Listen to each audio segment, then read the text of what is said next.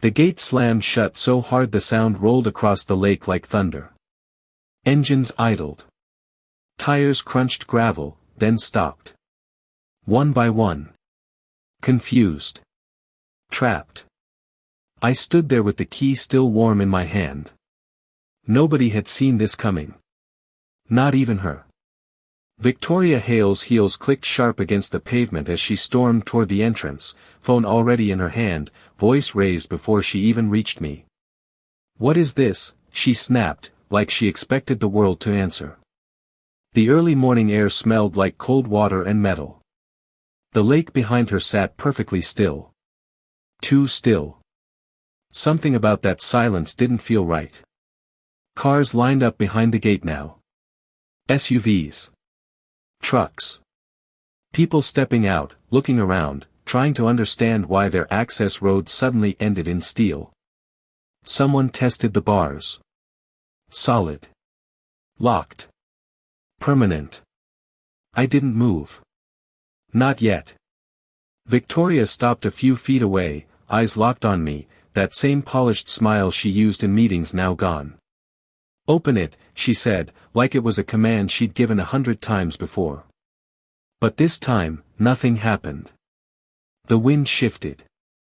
You could hear the water lapping faintly against the docks behind the houses they couldn't reach. That sound used to mean peace. Now it sounded like distance. Like separation. Like something had just been cut off. I rolled the key once in my fingers. Slow. Deliberate. The metal edge pressed into my skin. She noticed that. Her eyes flicked down for half a second. That was all it took. Because in that moment, something changed. Not loud. Not dramatic. Just, a crack in the way she carried herself. She looked back at the gate. Then at the road behind her. Then back at me. Like she was starting to connect pieces she didn't even know existed. One of the residents shouted from behind her, asking what was going on. Another tried calling someone. Maybe the HOA office. Maybe the city. It didn't matter. None of them were getting through that gate. Not today. The hinges creaked slightly as the metal settled into place. Brand new. Installed before sunrise. No announcement. No warning. Just, there. And suddenly, the entire neighborhood depended on something they'd never paid attention to before.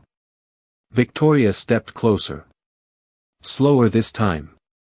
Her voice dropped, but it carried more weight. "You can't do this," she said. But it didn't sound like certainty anymore.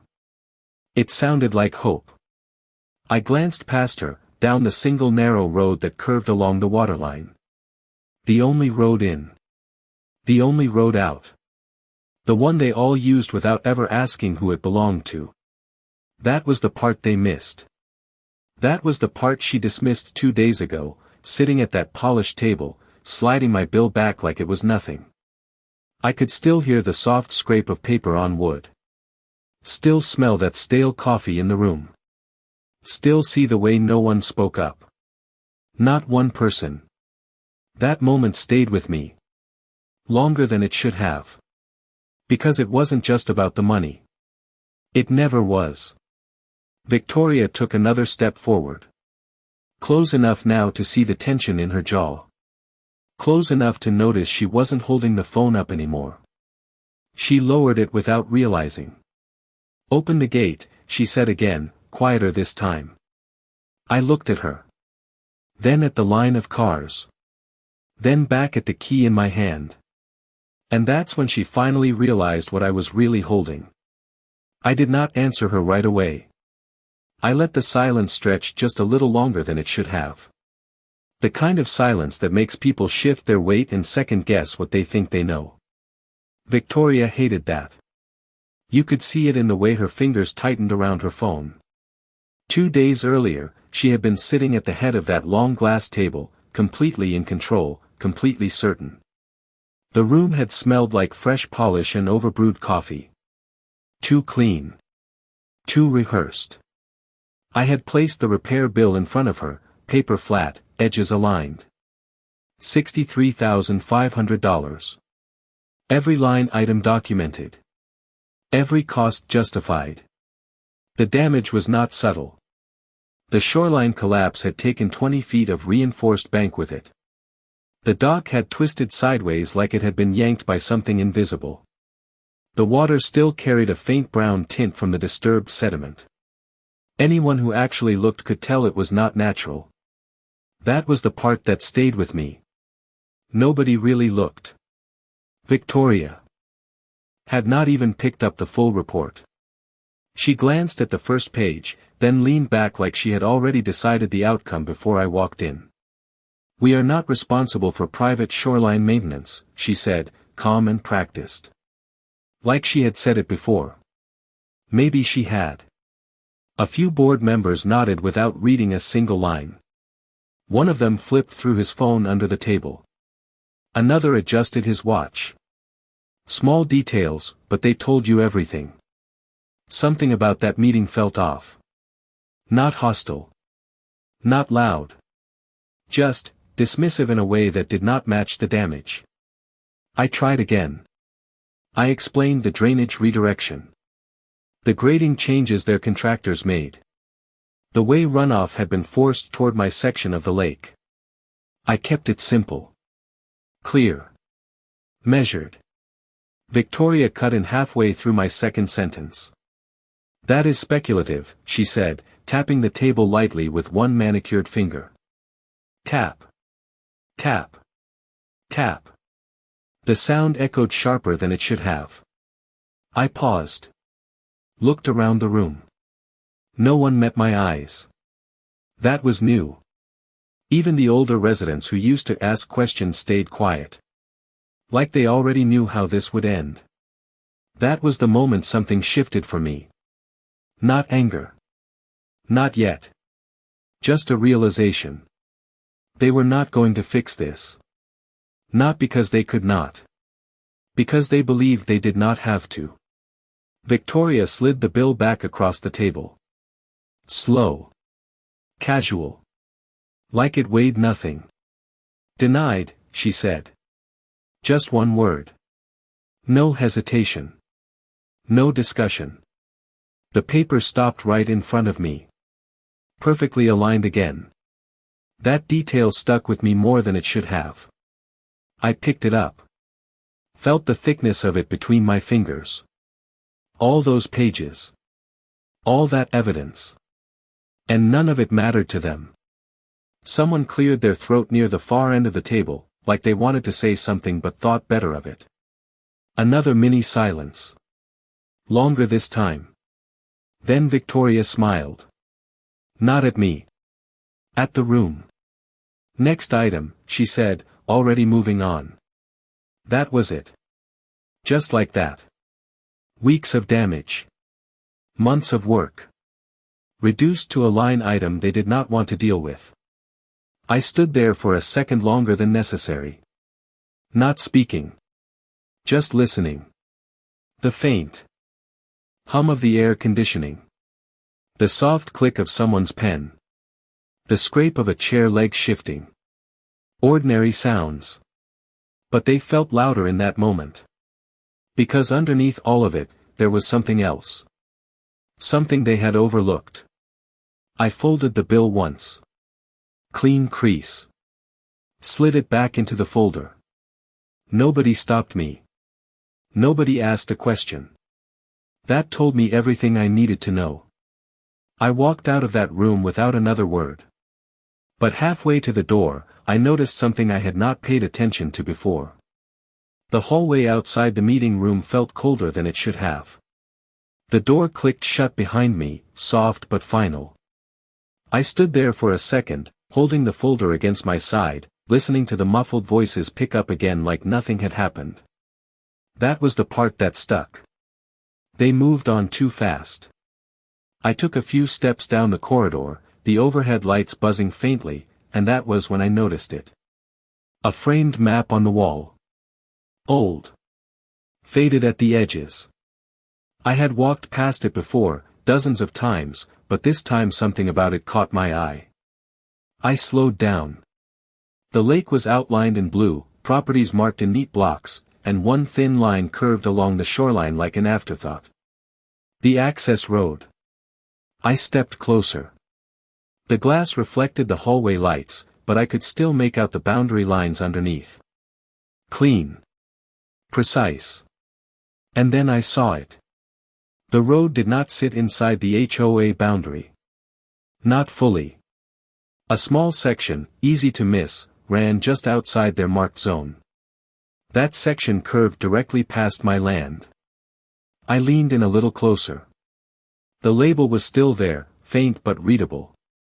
Private access easement. Something about that wording did not sit right. Not the kind of phrase you skim past. The kind you double-check. I glanced back toward the meeting room door. Still closed. Voices still going. Nobody paying attention out here. I reached out and tapped the glass lightly with my finger. Right where the line crossed my property. Tap. The sound echoed sharper than expected in the empty hall. That was new. I stepped back. Looked at the map again. Then again. The more I looked, the more the lines did not match what I had assumed. What? Everyone assumed. The road they all used every day. The one they treated like common ground. It was not drawn that way here. Not exactly. A couple walked past behind me, talking quietly, not even glancing at the map. They had probably lived here for years. Still did not know. That detail mattered more than it should have. I pulled out my phone and snapped a quick picture. No flash. Just enough to capture the lines. I lowered the phone slowly. My reflection stared back at me in the glass, slightly distorted by the old surface. For a second, I just stood there. Thinking. The hum of the building systems filled the silence again. Air vents. Lights. Distant footsteps. Ordinary sounds. But now they felt different. Like they were sitting on top of something bigger. Something buried in plain sight. I walked down the rest of the hallway, slower this time. Every step measured. The folder under my arm felt heavier than before. Not because of the bill. Because of what I had just seen. Outside, the air hit cooler, carrying that familiar lake smell. Water. Mud. A hint of algae. I paused near the edge of the lot and looked toward the road that curved along the shoreline. Cars moved through it like they always did. Smooth. Unquestioned. Nobody stopped. Nobody hesitated. That was the problem. They had never needed to. I watched one truck pass, tires rolling over gravel, heading straight toward the lake houses. No gate. No barrier. No sign. Just open access. For now. I shifted my grip on the folder and looked down at the edge of my property where the road cut through. A narrow strip, easy to ignore if you did not know where to look. But it was there. It had always been there. And suddenly, the way that meeting ended made a lot more sense. They were not just dismissing the bill. They were relying on something. Something they thought they controlled. I took a slow breath, letting the air settle in my chest. Then I exhaled, steady. Because for the first time since the shoreline collapsed, I was not thinking about the damage anymore. I was thinking about leverage. And the more I turned that word over in my head, the clearer one thing became. They had no idea what that road actually was. The road looked ordinary from a distance. Just gravel and tire tracks cutting along the edge of the water. But once you saw it, you could not unsee it. The line. That thin strip of land that did not belong to them. I walked it slowly that afternoon, boots pressing into loose stone, each step louder than usual. The lake sat to my right, quiet, almost too calm. The shoreline damage was still there. 20 feet of collapsed bank, the dirt sloping down where it used to hold firm. The dock leaned at an angle that felt wrong, like something unfinished. I crouched near the edge and picked up a piece of broken timber. Still damp. Still fresh. This was not old damage. This was recent. Caused. Not natural. That detail mattered more than they wanted it to. I let the wood drop back into place and stood up. The road ran just behind me, curving along the waterline, used by every resident heading to those lake houses. No signs. No gates. No hesitation. That was the problem. They treated it like it was guaranteed. Like it could never change. A truck passed behind me, slowing slightly as the driver glanced over at the damaged shoreline. Then it kept going. No questions.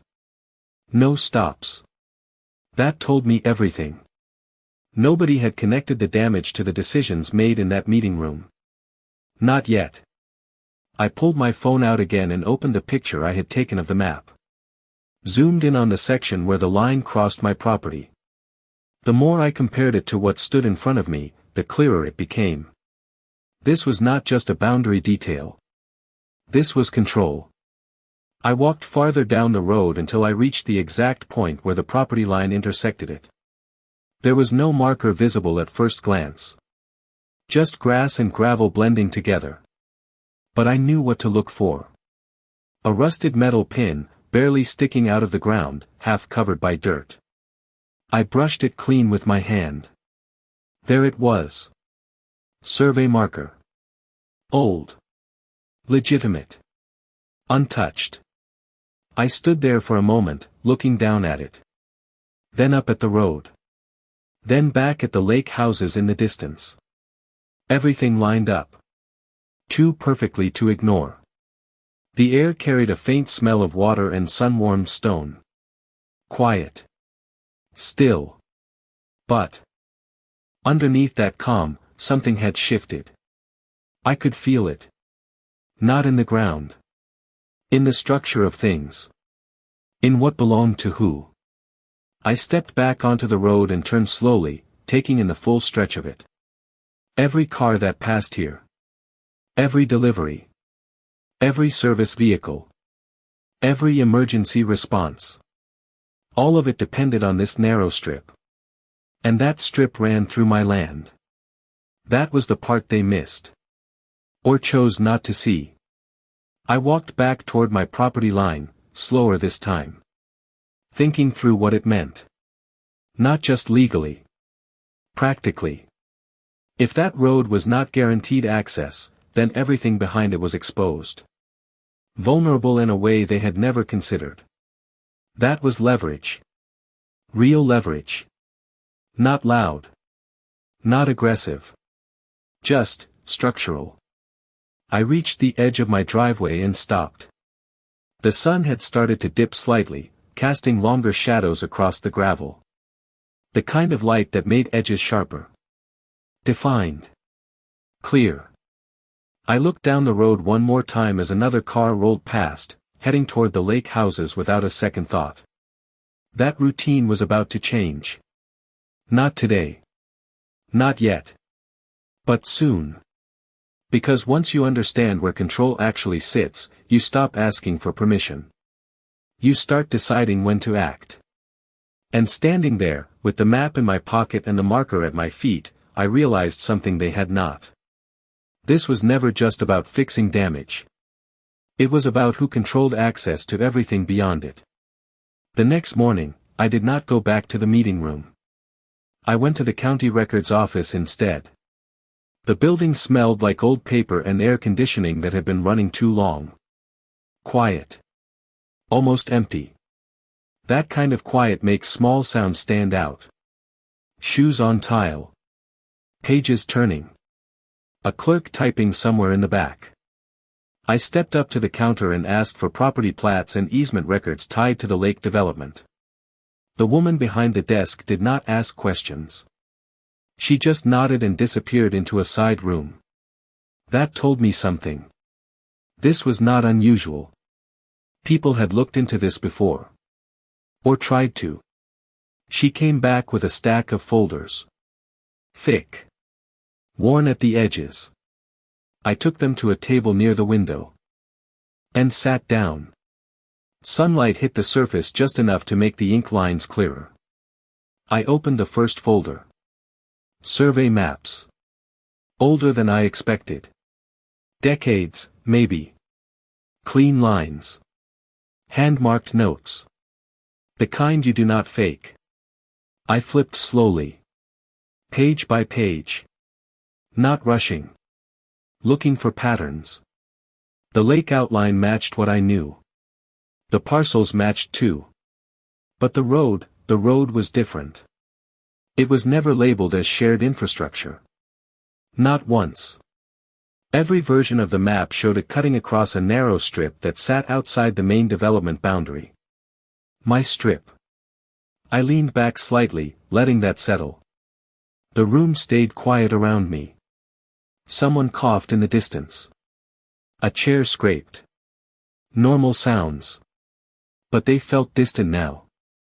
Like I was looking at something nobody else had taken the time to understand. I kept flipping. Found the easement section. That was the part that mattered. The language was precise. Narrow. Limited. It allowed temporary construction access during early development. That was it. No permanent right-of-way. No HOA control. No guarantee of access for residents. I read that line twice. Then a third time. Same wording. No ambiguity. Something about that felt off. Not wrong. Just, ignored. I pulled out my phone and took pictures of the pages. Careful. Clear. Then I checked the date stamps. Original filings. No amendments attached. That was the detail that mattered most. Nobody had updated this. Nobody had secured permanent access. They just kept using it. I closed the folder halfway and rested my hand on it. Thinking. Outside, a car passed by slowly, its engine faint through the glass. Time moved normally out there. In here, it felt like everything had paused. Because if this was correct, then everything behind that road existed on assumption. Not law. Not ownership. Assumption. I opened the second folder. More of the same. Supporting documents. Signatures. Surveyor seals. All consistent. All pointing to the same conclusion. The road was never theirs to control. It was tolerated. Used. Relied on. But never secured.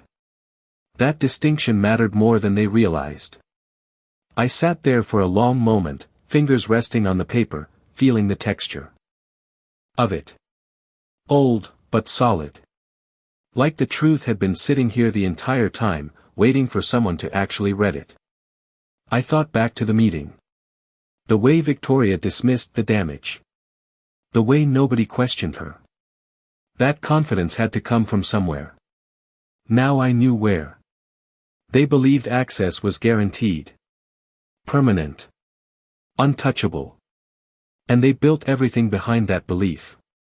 Houses. Utilities. Value. All of it resting on a strip of land they did not own. I closed the folder slowly and stacked the documents back together. The weight of them felt different now. Not just records. Leverage. Real leverage. The kind you do not argue with. The kind you use at the right moment. I stood up and carried the stack back to the counter. The clerk glanced at me briefly as I set them down. No questions. Just a nod. Like she had seen this look before. The look of someone who had just found something important. I stepped outside into the sunlight again. The air felt warmer now. The lake breeze carried that familiar mix of water and earth. Ordinary. Unchanged. But underneath that, something had shifted. Not out there. Here. In how I saw the situation. Because for the first time since the shoreline collapsed, I was not thinking about repairs or costs or approvals. I was thinking about timing. When to act. How to act. And more importantly, how long they would keep believing everything was fine before they realized it was not. I walked back toward my truck, keys in hand, the sound of gravel under my boots sharp and steady. Every step felt more certain than the last. Because once you understand where the real control sits, you stop asking for anything. You start deciding what happens next. And as I opened the door and paused for just a second, one thought stayed clear above all the rest. They were still acting like nothing had changed. I did not call them that day. I did not send another email. I let everything sit exactly where it was. That was the first real decision I made. Because once you know the truth, rushing only weakens it. The lake stayed quiet that afternoon. Same traffic. Same routine. Cars moving in and out like nothing had changed. That part almost made me smile. They were still operating on assumption. Still confident. Still comfortable. That would not last. I drove back down the access road just before sunset, slower than usual, watching how people used it. A delivery van pulled in without hesitation. A landscaper's truck followed right behind. No checks. No questions. Just open access. That detail mattered more than it should have. I parked near the edge of my property and stepped out. The air carried that warm lake smell again. Water. Grass. A faint hint of fuel from passing engines. Normal. Too normal. I walked the line where the road crossed my land again, stopping at the survey marker I had cleared earlier. Still there. Still untouched. I nudged it lightly with my boot. Solid. That told me everything had held for years without anyone challenging it. Which meant when it did get challenged, it would hit harder. I pulled the folder from my truck and flipped it open on the hood. The papers shifted slightly in the breeze. Easement language. Maps. Dates. All consistent. All pointing one direction. I traced the line on the map with my finger. Slow. Deliberate. From the entrance all the way down to the last lake house. Every property beyond that point depended on this road. Every single one. That realization did not come all at once. It settled in piece by piece. Like something clicking into place. A car slowed as it passed me. The driver glanced over, curious, but did not stop. That was the pattern. Nobody stopped. Nobody asked. They assumed the system worked. That it always would.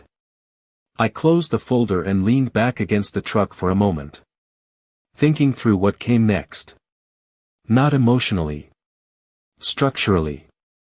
If I blocked access, it had to be clean. Legal. Immediate. No room for argument.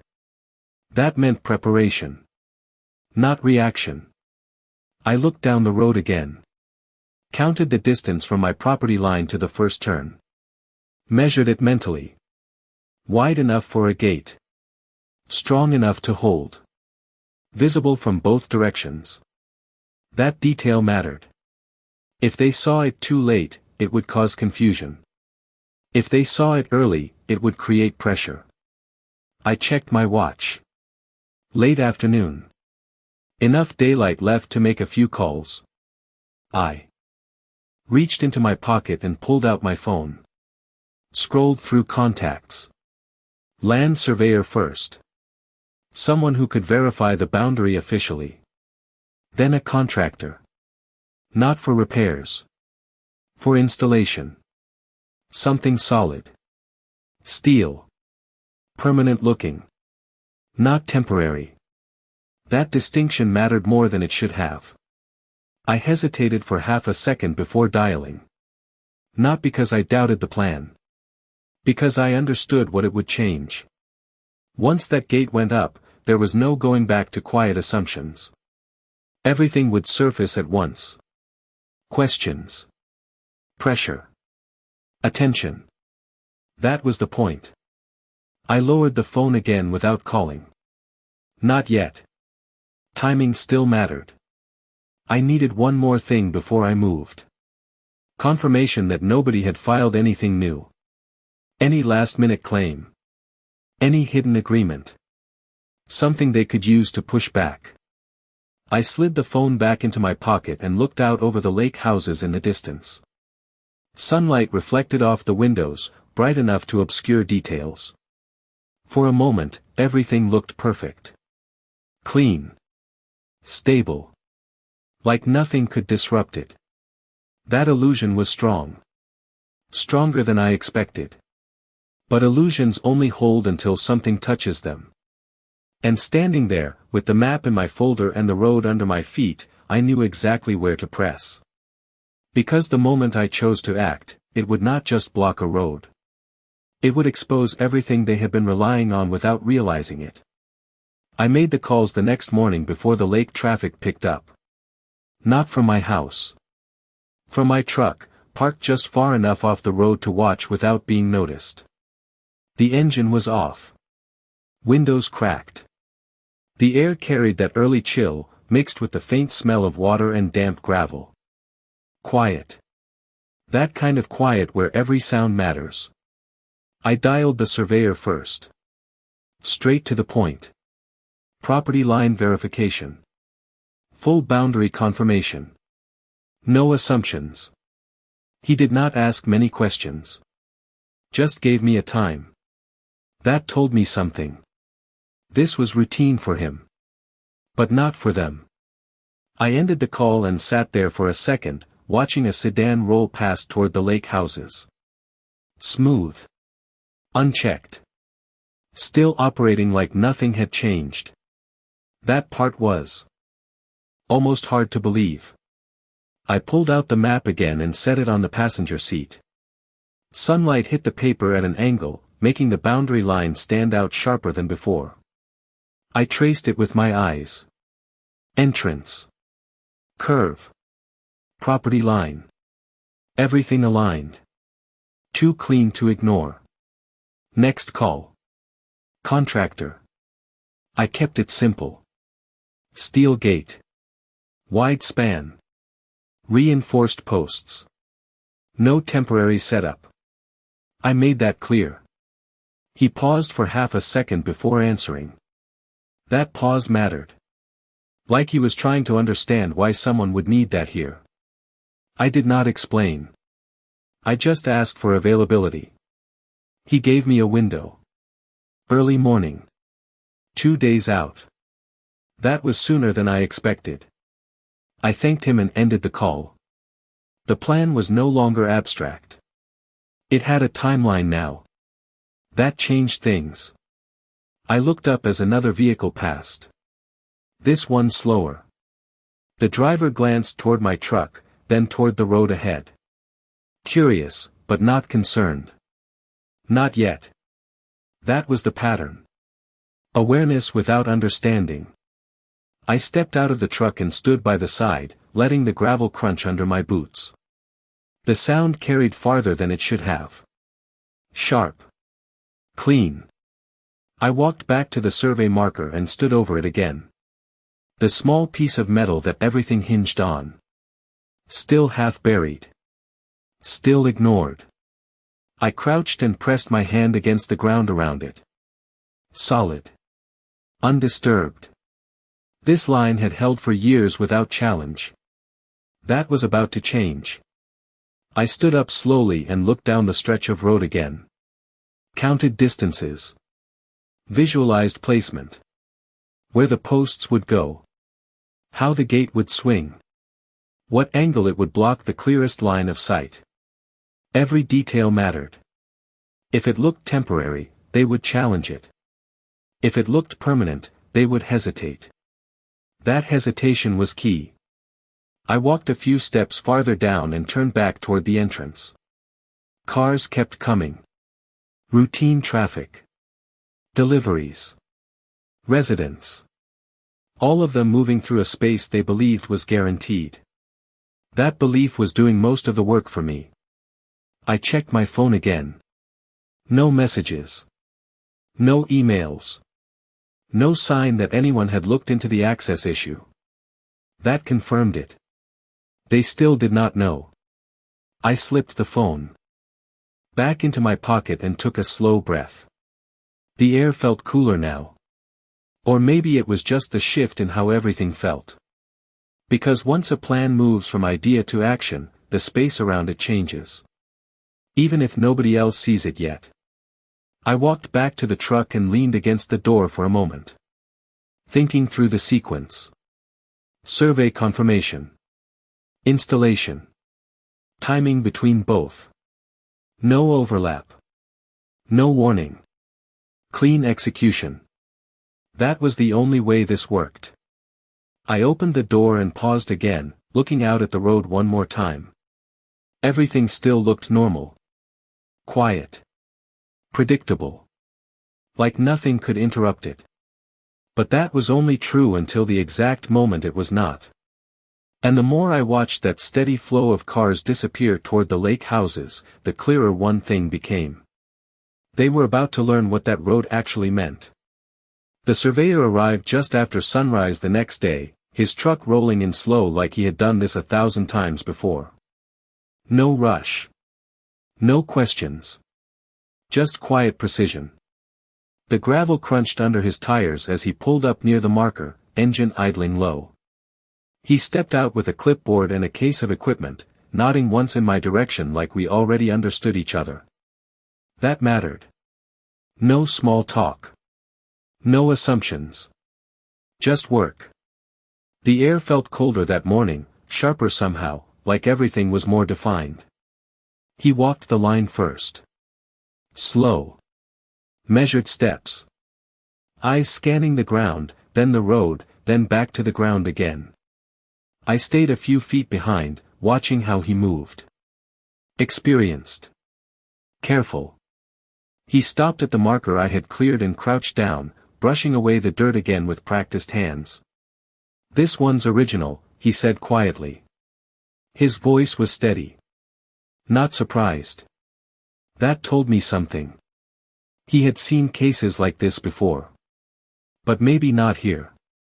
He pulled out a metal probe and checked the depth, then nodded once more. "Still holds," he added. Simple words. But they carried weight. He stood up and walked the line again, this time setting small flags at intervals. Bright orange against the muted ground. Each one marking a point that most people would never notice. That contrast mattered. Visible. Undeniable. A car slowed as it passed, the driver watching the flags go up one by one. That was new. People notice change, even when they do not understand it. The surveyor did not look up. He just kept moving. Measuring. Marking. Confirming. I checked my watch. Not much time had passed, but the road already felt different. Less casual. Less certain. The flags did that. They broke the illusion of open space. Made it look, claimed. That detail mattered more than it should have. He finished the pass and came back toward me, flipping through his notes. "Boundary runs clean through here," he said, tapping the map. "Road crosses your parcel. No recorded permanent easement."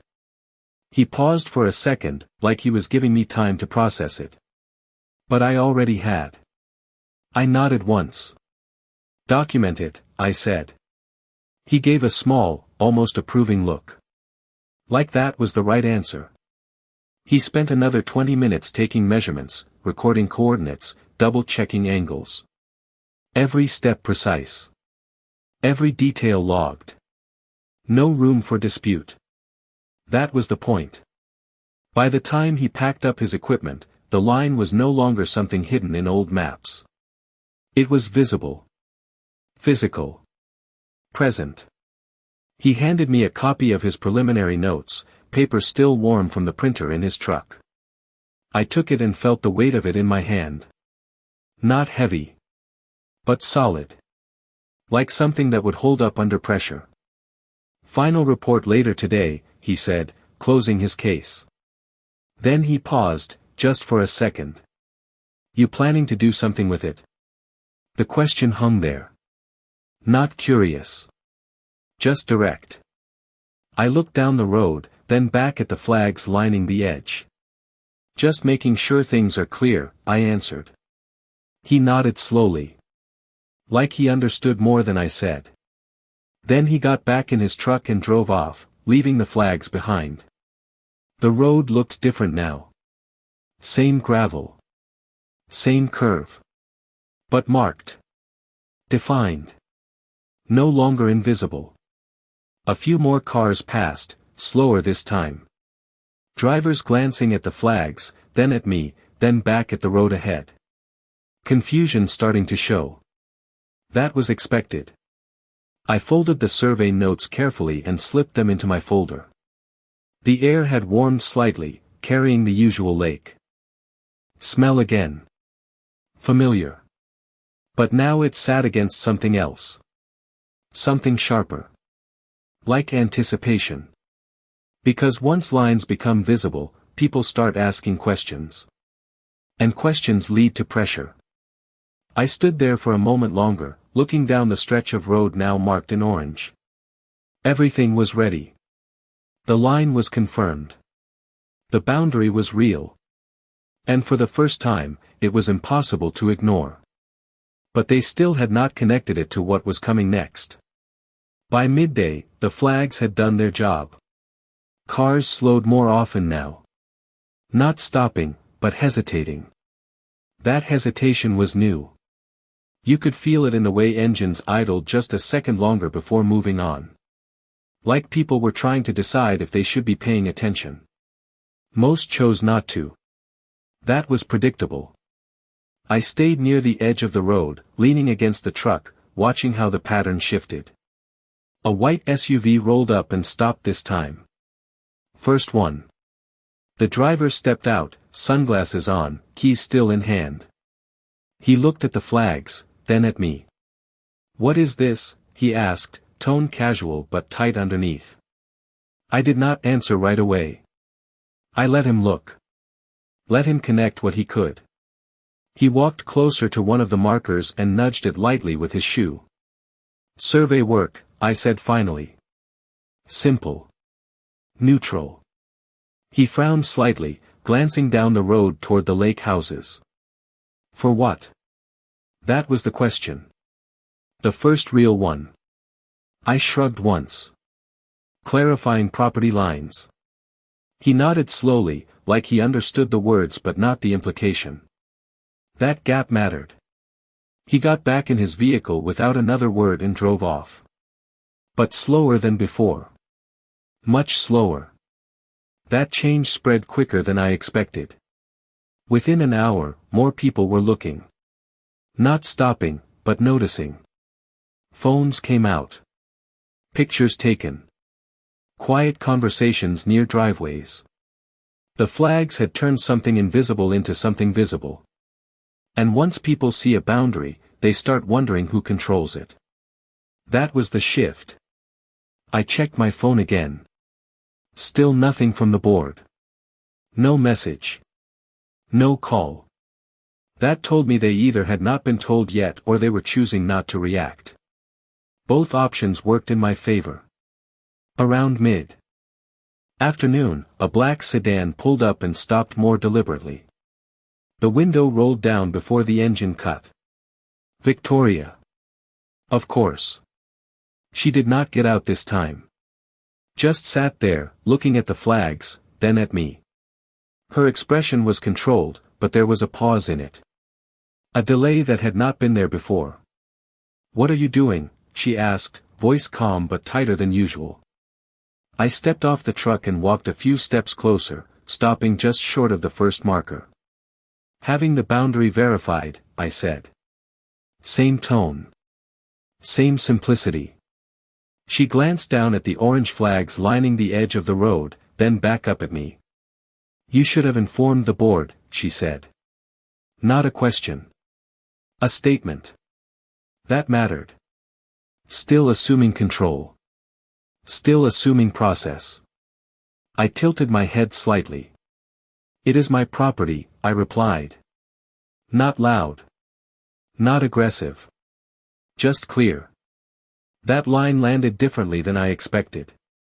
Her eyes narrowed just slightly. Not anger. Calculation. She looked past me, down the road, then back at the marker closest to her car. For a moment, she said nothing. That silence stretched. Longer than comfortable. Then she smiled. Small. Controlled. "We will review this," she said, already shifting back into that meeting room tone. That tone did not fit out here. Not with the flags. Not with the road clearly marked. She rolled the window up before I could respond and drove off. Smooth. Controlled. But not as confident as before. That was the crack. Small.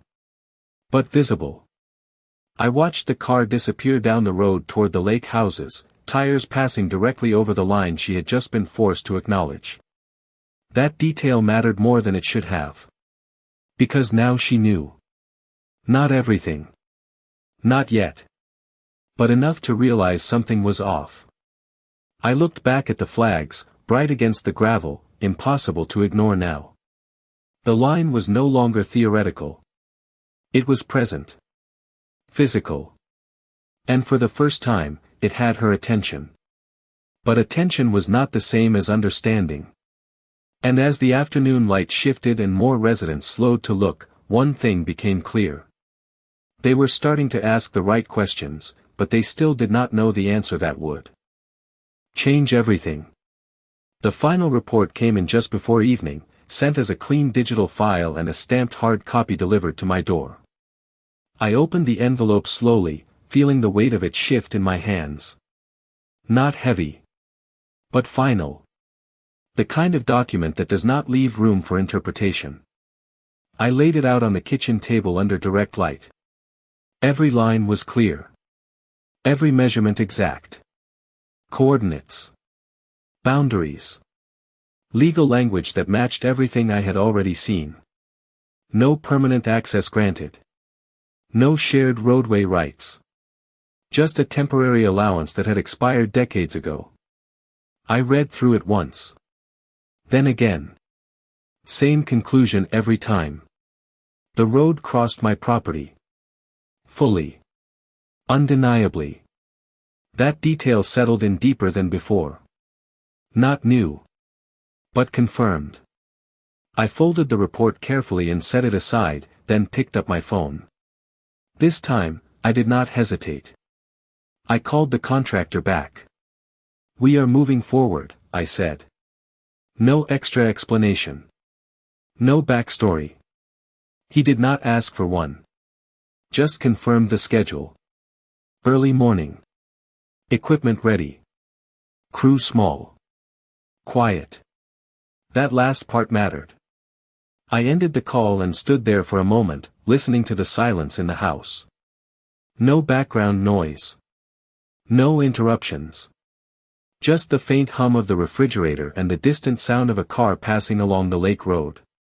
Still moving freely. Still uninterrupted. For now. I stepped outside and walked toward the edge of my property as the sun dipped lower. The light stretched across the gravel, casting long shadows that made the flags stand out even more. Bright lines cutting through routine. A few residents were gathered farther down, talking in low voices. Watching. Not approaching. That distance mattered. Curiosity without confrontation. I could feel it building. Not loud. Not obvious. Just pressure. I walked the boundary again, slower this time, stopping where the gate would go. I stood there for a second longer than necessary, visualizing it. Steel posts anchored deep. Hinges aligned. Lock position just high enough to be seen from a distance. Not hidden. Not subtle. That was intentional. If they could see it early, they would feel it before they reached it. That anticipation would do half the work. I looked down at the gravel beneath my boots. Worn from years of use. Tracks layered over tracks. None of them questioned. None of them challenged.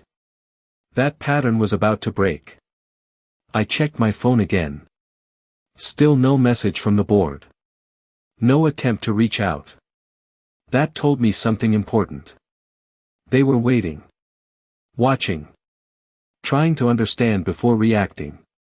That delay worked in my favor. The longer they waited, the more complete this became. I turned back toward the house, steps steady, measured. No rush now. Everything was in place. The documents. The survey. The schedule. All aligned. The only thing left was execution. I paused at the edge of the driveway and looked down the road one more time as a car passed, heading toward the lake houses without slowing. That normal rhythm felt almost unreal now. Like something that belonged to a version of this place that was about to disappear. Because once the gate went up, nothing behind it would function the same way again. Not access. Not value. Not control. And as I stood there, listening to the tires fade into the distance, one thought stayed clear above everything else. They still believed this road belonged to them. At 4:58 a.m., the first truck rolled in with no headlights. Just the low rumble of the engine and the faint crunch of gravel breaking the silence. The sky was still dark, that deep blue just before sunrise. Everything felt suspended. Like the lake itself was holding its breath. I stepped out onto the road and nodded once. No words needed. The crew moved fast. Efficient. No wasted motion. Steel posts came off the flatbed one by one, heavy enough to thud when they touched ground. That sound carried farther than expected. Sharp. Final. Something about it felt different from normal construction noise. Like it meant more. The air smelled like cold metal and damp earth as they marked the exact points I had measured the day before. No adjustments. No second guesses. That mattered. Every inch had already been decided. One of the workers checked the alignment twice, then looked up at me briefly. I gave a small nod. He understood. No conversation. Just confirmation. They started drilling the first post into the ground, the machine humming low, steady, controlled. Not loud enough to wake the whole neighborhood. But loud enough to mark the beginning. That balance was intentional. A car passed in the distance, headlights sweeping across the trees, then disappearing again. No one slowed. Not yet. The road still looked open from far away. That illusion held for now. The first post went in clean. Straight. Solid. The worker tested it with a firm push. No movement. Good. The second post followed, then the third. Each one locked into place like it had always been there. The structure started to take shape faster than expected. Not a barrier yet. But the outline of one. That difference mattered. Once people could see it forming, they would start to understand. But by then, it would already be too late to stop. The hinges came next. Thick steel. Reinforced. Bolted in with slow, deliberate turns. Each click of the wrench echoed faintly in the morning air. Rhythmic. Controlled. I stood a few steps back, watching every piece come together. No rush. No hesitation. Just execution. The sun began to rise behind the trees, casting a thin line of light across the road. It hit the metal just enough to make it stand out. That was the moment it became visible. Not just to me. To anyone coming down that road. A pickup truck appeared at the far end, slowing slightly as it approached. The driver leaned forward, trying to understand what he was seeing. But he kept moving. Still assuming it was temporary. Still assuming it did not apply to him. That assumption was about to break. The gate itself came off the truck last. Wide. Heavy. Solid enough that it did not flex when they lifted it into position.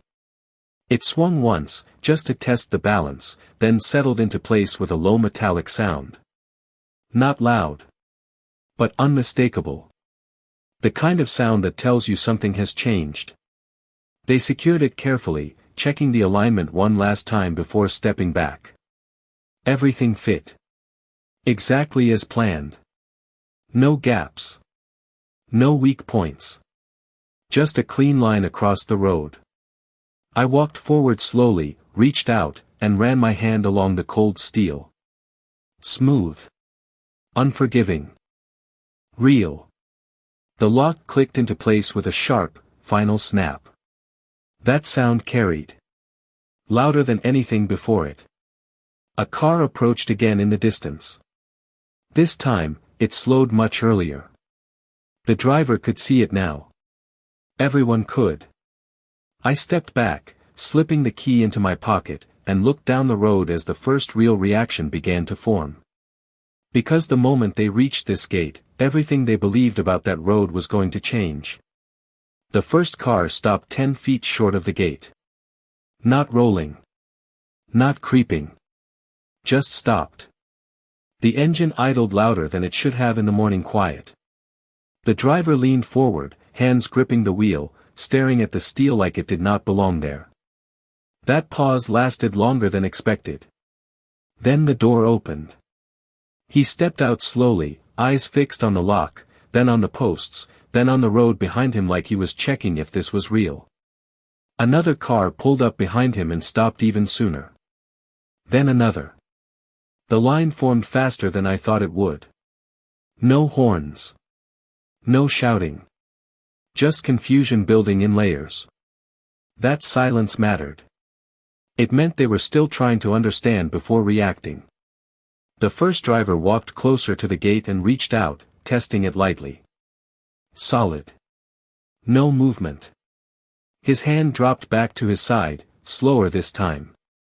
Is this temporary? He asked without turning around. I stayed where I was, a few steps off to the side, letting him see everything clearly.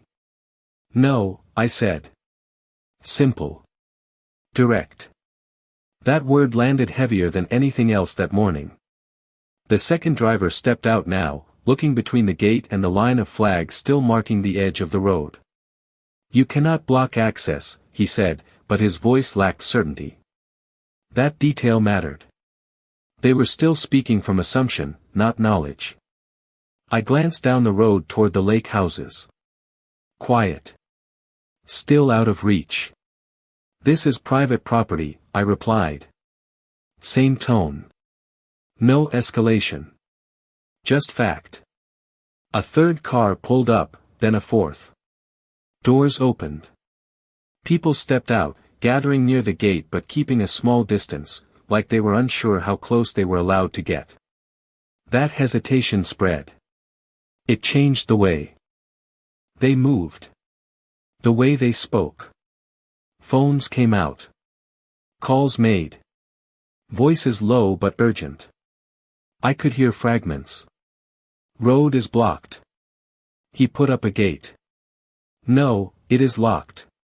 That repetition built pressure. Not loud. But constant. The kind that grows quickly once it starts.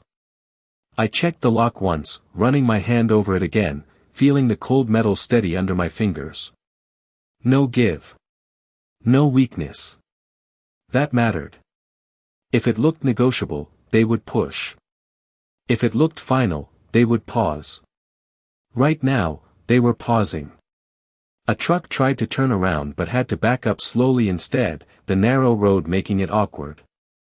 That small inconvenience shifted the mood. Not anger yet. But tension. Real tension. People started looking past me now, scanning the property line, noticing the flags, connecting pieces they had ignored before. That connection was slow, but visible. I watched it happen in their faces. Confusion turning into realization, piece by piece. Then a familiar engine sound approached from farther down the road. Smooth. Controlled. The black sedan came into view and stopped behind the line of cars. Victoria stepped out this time. No hesitation. Her heels hit the gravel with sharp, precise steps as she moved forward, eyes locked on the gate before she even reached the front. The crowd shifted slightly as she approached, giving her space without being asked. That part had not changed. Not yet. She stopped a few feet from the steel, looking at it, then at the lock, then finally at me. No smile this time. No performance. Just calculation. Open it, she said. Not raised. Not dramatic. But firm. I did not move. The air felt different now. Tighter. Like everything was waiting for what came next. Because this was no longer about confusion or questions. This was the moment where they needed something from me, and they were just starting to understand why. Victoria did not raise her voice. That was the first thing I noticed. She stood there, a few feet from the gate, hands relaxed at her sides, eyes steady on mine like she was already recalculating everything. The crowd behind her stayed quiet. Waiting. Watching. That shift mattered. This was no longer about denying something. It was about control. You are interfering with access to private residences, she said, tone precise, measured. Not emotional. Not yet. I let a second pass before answering. Long enough for the silence to settle again. This road crosses my property, I said. Simple. Clear. No extra words. A few people behind her exchanged looks. That was new. Pieces starting to connect. Victoria glanced down at the line of flags, then back at the gate, then finally at the lock. Her eyes lingered there for just a moment longer than before. That detail mattered. She was seeing it now. Not just as an inconvenience. As leverage. We will resolve this through proper channels, she replied. That phrase sounded familiar. Like something pulled from a script she had used before. But out here, it did not land the same way. Not with a locked gate between her and everything behind it. I tilted my head slightly. That option was available 2 days ago, I said. Quiet. Controlled. No emphasis. The words hung there, heavier than expected. A few heads turned behind her. Someone muttered something under their breath. The tension shifted again. Victoria did not respond immediately. She looked past me for a second, toward the stretch of road beyond the gate, then back at the line of cars behind her. Then she stepped closer. Not aggressive. Just enough to close the distance. What do you want? She asked. There it was. Not a demand. A question. That change was small, but it changed everything. I reached into my jacket and pulled out a folded document. Not rushed. Not dramatic. Just deliberate. I unfolded it once and held it out where she could see the header clearly. The repair invoice. The same one she had slid back across the table. The paper caught the morning light just enough to make the number stand out. $63,500. Her eyes moved across it quickly. Not reading every line. Just recognizing it. That was enough. I lowered the paper slightly, keeping it visible but not pushing it toward her. No pressure. Just presence. The silence behind her deepened. No one spoke now. They were all watching. Waiting for her to respond. Victoria's expression stayed. Controlled, but something in it shifted. Not panic. Not frustration. Recognition. She understood the position now. The gate. The road. The document. All tied together. That connection was clear. She looked back at me, steady, but no longer dismissive. You are saying this is conditional, she said slowly. Not asking. Confirming. I nodded once. Access depends on resolution, I replied. Same tone. No escalation. Just fact. That was the moment everything settled into place. The noise behind her faded into the background. The cars. The voices. Even the lake. None of it mattered as much as that single exchange. Because now it was defined. Not assumed. Not implied. Defined. Victoria glanced down at the document one more time, then back at the lock, then finally at the road stretching behind her. For a second, she did not speak. Just stood there, calculating the cost of every possible move. Then she took a small step back, straightened slightly, and looked at me again with a different kind of focus. Not resistance. Not denial. Something closer to acceptance. But not fully there yet. And as the morning light settled across the steel gate and the line of waiting cars grew longer, one thing became clear in the way she held that silence. She finally understood what I had been holding this entire time.